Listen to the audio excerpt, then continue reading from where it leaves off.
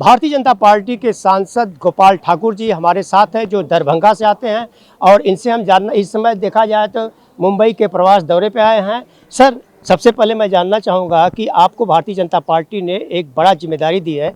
महाराष्ट्र के कुछ ज़िले ऐसे हैं जहाँ पर आपको भेजा गया है और चुनाव नज़दीक आ रहा है, उसके लिए आप एक सर्वे रिपोर्ट करेंगे और देखा जाए तो अपने भारतीय जनता पार्टी के रिपोर्ट कार्ड के बारे में भी आप लोगों को बताएंगे। धन्यवाद। निश्चित रूप से एक भारत श्रेष्ठ भारत कार्यक्रम के तहत संपूर्ण देश में कार्यक्रम हम लोग कर रहे हैं और देश के यशस्वी प्रधानमंत्री नवभारत के विश्वकर्मा, दुनिया के सर्वाधिक लोकप्रिय नेता श्री नरेंद्र भाई मोदी जी के द्वारा जो राज्य में काम किया जा रहा है और राज्य के माननीय मुख्यमंत्री श्री नीतीश कुमार जी ने जो काम किया है 2005 से अब तक, उससे हम लोगों ने अवगत अपने बिहार के जो प्रवासी बिहारी हैं उनके बीच में रखने का काम कर रहे हैं। और बिहार का जो चुनाव आने वाला है तो देश के प्रधानमंत्री और राज्य के माननीय मुख्यमंत्री ने जो काम किया है भूतो न भविष्यति, और आने वाला चुनाव में एनडीए फिर से एक बार सरकार बनाएगी बिहार में, इसमें कहीं दो राय नहीं। लोगों में काफ़ी उत्साह है, खुशी का माहौल है। और प्रधानमंत्री जी ने जो जिस क्षेत्र से हम आते हैं वह क्षेत्र मिथिला का क्षेत्र है। 88 साल बाद कोसी रेल महासेतु 516 करोड़ में बना करके उसको जोड़ने का काम किए हैं। और कल हमारे माननीय रेल मंत्री जी श्रीमान अश्विनी वैष्णव जी यहाँ से हरी झंडी दिखाए हैं। यदि वह कोसी महासेतु नहीं बना रहता तो मुंबई टू सहरसा रेल हम नहीं चला पाते।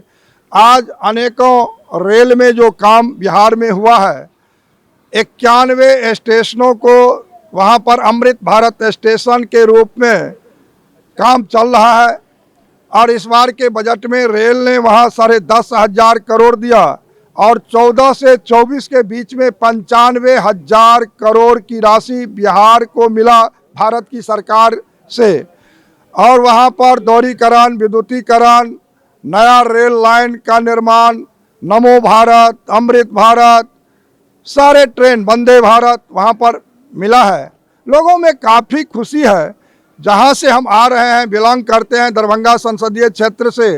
इस देश में पहला राज्य बिहार है जहाँ 2 एम्स बना और 13 नवंबर को देश के यशस्वी प्रधानमंत्री जाकर के 1264 करोड़ की लागत से वहाँ शिलान्यास किए हैं।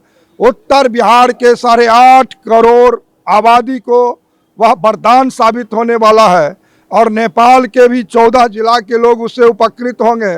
वहीं पश्चिम बंगाल के 6 जिला और सिक्किम के भी लोग उस एम्स से लाभ लेंगे। आज तक जो कांग्रेस की सरकार रही, यूपीए गठबंधन की सरकार रही, उसमें तो 60 वर्षों में एक एम्स बना दिल्ली का। आज 23वां एम्स का निर्माण दरभंगा होने जा रहा है। बड़े पैमाने पे दरभंगा के लोग जो हैं और बिहार के लोग जो हैं महाराष्ट्र में रहते हैं, खासतौर से अगर हम मुंबई की बात करें तो यहाँ पे रहते हैं, तो इनको आप किस तरह से सूचित करोगे कि चुनाव के दौरान वह आपके वही कह रहे हैं जो विकास बिहार में आज मुंबई में लोग रहते हैं और सहरसा के लिए ट्रेन मिला तो आज न मिला, पहले तो था नहीं, लोगों को काफ़ी कठिनाई हो रही थी। आज उड़ान स्कीम के तहत जो दरभंगा एयरपोर्ट पर भारत की सरकार ने 1400 करोड़ रुपया से बनवाया, आज 28 लाख से ऊपर लोग उड़ान भरे। और दरभंगा उड़ान स्कीम के तहत जब घोषणा हुआ तो उसके साथ देश में 78 एयरपोर्ट का एक साथ घोषणा हुआ था। तो आज लोगों को यहाँ पर महाराष्ट्र के लोग हों, मुंबई में रहने वाले लोग हों, या दिल्ली या हैदराबाद या आपको बेंगलुरु या कोलकाता, सब जगह के लोगों को वहाँ आने जाने में हवाई सुविधा, जो प्रधानमंत्री कहते हैं हवाई चप्पल पहनने वालों के लिए हवाई सेवा की सुविधा उन्होंने दिया है, तो लोगों में उत्साह है। जाति जनगणना के बारे में मैं बात करूंगा, उससे क्या बिहार में फ़ायदा होगा? देखिए, जाति जनगणना का जहाँ तक सवाल है तो देश के यशस्वी प्रधानमंत्री नरेंद्र भाई मोदी जी के मन में 2047 का भारत है। विकसित भारत 2047 का भारत बने, उसके लिए बिहार भी विकसित हो, मिथिला भी विकसित हो, पूरे देश जब विकसित होगा तब ना 47 का भारत विकसित भारत बनेगा।